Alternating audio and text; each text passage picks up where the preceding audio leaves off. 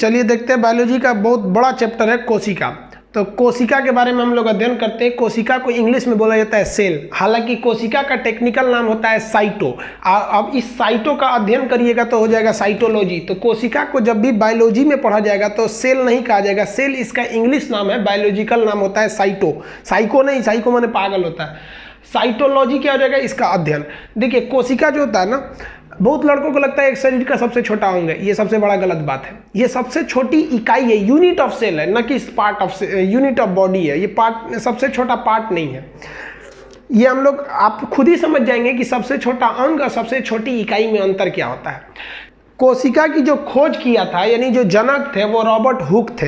इन्होंने मरी हुई कोशिका को खोजा था और वो छोटी सी जूम करके उसको माइक्रोस्कोप से देखने के बाद पता चला था। सबसे पहले जो जीवित कोशिका का खोज किया गया था वो एंटोनी वॉन लीवेनहॉक द्वारा।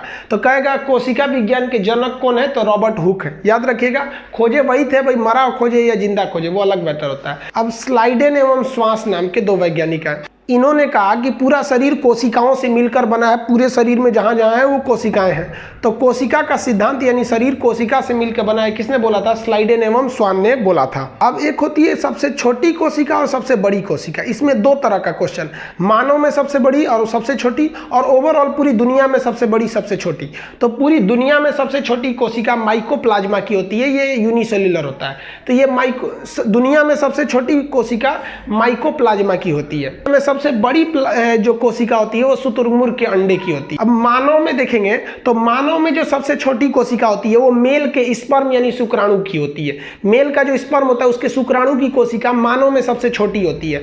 और यही मानव में अगर सबसे बड़ी कोशिका की बात करेंगे तो मानव में सबसे बड़ी कोशिका फीमेल के ओवम यानी अंडाणु की होती है। तो फीमेल का ओवम सबसे बड़ी कोशिका और मानव में मेल का सबसे छोटी कोशिका कह देगा तो वो स्पर्म हो जाएगा। मेल का स्पर्म वो सबसे छोटा और फीमेल का ओवम वो सबसे बड़ा हो जाएगा। अब एक होता है कि सबसे लंबी कोशिका, लेंथ में लंबाई किस चीज का होता है। अब बड़ा और लंबा में कई लोग अंतर नहीं समझते हैं। देखिए लाल किला बहुत बड़ा है और कुतुब मीनार बहुत लंबा है, तो बड़ा और लंबा में अंतर होता है। तो सबसे लंबी कोशिका जो होती है वो न्यूरॉन यानी ब्रेन की कोशिका होती है। न्यूरॉन यानी ब्रेन की कोशिका। अब एक ऐसी कोशिका होती है, ब्रेन की जो कोशिका होती है, इसमें कोशिका विभाजन नहीं होता है।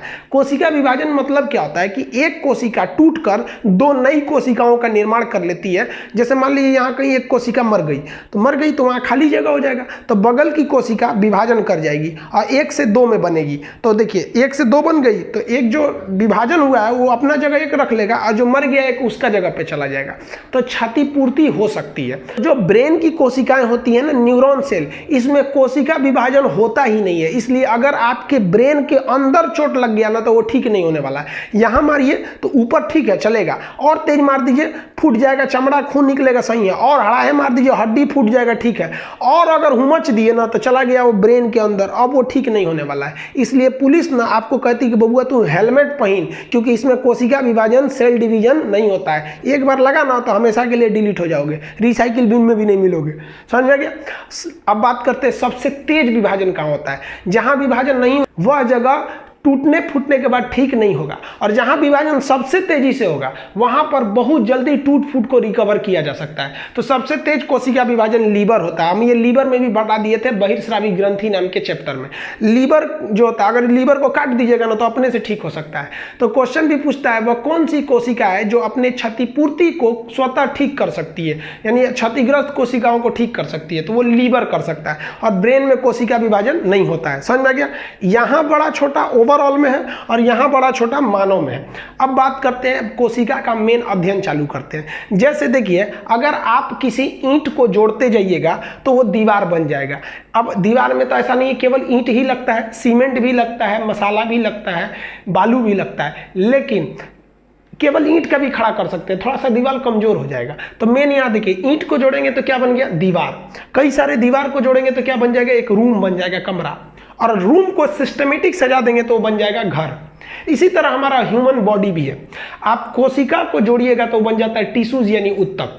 कोशिका को जोड़ेंगे क्या बनेगा, टिश्यूज यानी उत्तक। और उत्तक को जोड़िएगा तो बन जाएगा अंग। जैसे हाथ पर एक अंग है, आंख भी अंग है, जीभ भी अंग है, तो ये सब उत्तक है। सब हड्डी भी एक अंग है, वो भी उत्तक है।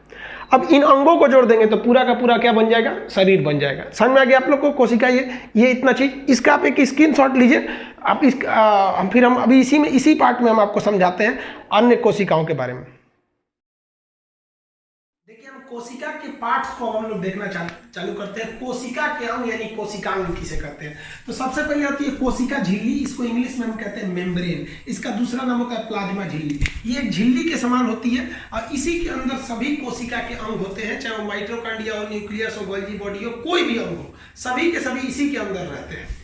इसकी विशेषता समझिए, ये पादप यानी प्लांट सेल में भी पाए जाते हैं और जंतु यानी एनिमल सेल में भी पाए जाते हैं। हम हो गए बकरी, जानवर, घोड़ा, गधा, ये जितने जानवर हैं जो चल फिर सकते हैं इन्हें हम लोग कहते हैं जानवर, और जो एक जगह खड़े होकर खाली हिल डुल करते हैं उन्हें कहते हैं पादप। जैसे पेड़ पौधे वो एकदम हिल डुल करेंगे, वो क्या हो गया, पादप हो गए। समझ में आ गया। बकरी क्या हो गई, जंतु हो गई। हम लोग क्या हो गए, जंतु हो गए। तो ये जंतु में भी पाया जाता है और किस में पाया जाता है, पादप में भी पाया जाता है। ये किस चीज का बना होगा, तो प्रोटीन का बना होता है। ये झिल्ली है, कोई भी चीज इसी में रखा रहता है। जैसे आप देखते हो कि सामान खरीदने जाइएगा तो आलू, थोड़ा सा प्याज, नमक, मिर्चा जो भी लेना जाता है एक तो झिल्ली में दे देता है। उसी तरह ये कोशिका का झिल्ली है, उसके अंदर बहुत सारी चीजें रहते हैं।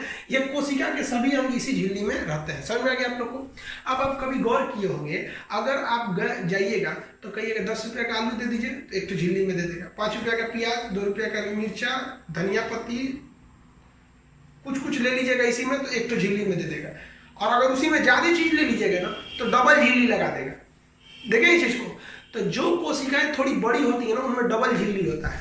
तो डबल झिल्ली किसमें होता है, तो वो दोहरी झिल्ली को हम क्या कहते हैं, कोशिका भित्ति या सेल वॉल कहते हैं। आप ध्यान दीजिए, सेल वॉल जो होता है वो केवल पेड़ पौधों में पाया जाता है। जैसे आपसे कहेंगे कि दोहरी झिल्ली किस में लगाई जाती है, तो भारी सामान में, हल्के सामान में तो एक ही झिल्ली लगेगी। समझ आया ना। तो पहली झिल्ली को क्या कहते हैं, कोशिका झिल्ली या मेम्ब्रेन। ये तो सब में रहेगा, जंतु हो या पादप हो। लेकिन दोहरी झिल्ली जो होती है, कोशिका भित्ति, वो केवल किस में पाई जाती है, पादप यानी प्लांट में। ये इसी झिल्ली के बाहर होती है। ये जो कोशिका भित्ति होती है यानी दीवार होती है, ये कोशिकाओं को सुरक्षा प्रदान करती है और आकार प्रदान करती है। जैसे हम लोग अपनी कोशिकाओं की सुरक्षा कपड़ा से कर लेते हैं, जानवर बाल से कर लेते हैं, पेड़ पौधे अपने किससे करते हैं, कोशिका भित्ति से करते हैं। उनके पीछे एक छाल जो झिल्ली होती है कोशिका भित्ति से करते हैं। ये कोशिका भित्ति सेल्यूलोज की बनी होती है। इसलिए पेड़ पौधों से कुछ भी चीज बनाइएगा, पूछेगा कि इसमें क्या पाया जाता है, तो सीधा मारिए सेल्यूलोज। हमारा जो कपड़ा है ये कपास से बना है, रुई से, वो भी पेड़ है तो इसमें भी सेल्यूलोज। जो कागज बनता है वो भी पेड़ से बनता है तो उसमें भी सेल्यूलोज। जो नोट छापा जाता है वो भी कागज से ही बनता है, सेल्यूलोज। समझ में गया। हाँ, अगर कह देगा कि जीवाणु का किसका बना होता है, तो पेप्टिडोग्लाइकेन का बना होता है। कवक का किसका बना होता है, तो कवक का बना होता है काइटिन का। इसका हम पीडीएफ आपको डिस्क्रिप्शन में दे दिए हैं, आप वहां से ले लेंगे, इस सब का पीडीएफ मिल जाएगा। यहाँ हम धीरे धीरे लिखेंगे तो ज्यादा टाइम लॉस हो जाएगा, तो आप पीडीएफ में ले लीजिएगा। तो देखिए, अगर कहेगा कि जंतुओं में क्या पाया जाता है, तो भैया कोशिका झिल्ली, पादपों में भी कोशिका झिल्ली, तो कोशिका झिल्ली दोनों में, लेकिन कोशिका भित्ति केवल पेड़ पौधों में। समझ में आ गया आप लोग को। ये सुरक्षा तथा आकार प्रदान करता है। इतना तो समझ गए। इसका एक स्क्रीनशॉट लीजिए, फिर और इसके पार्ट्स को हम समझाते हैं।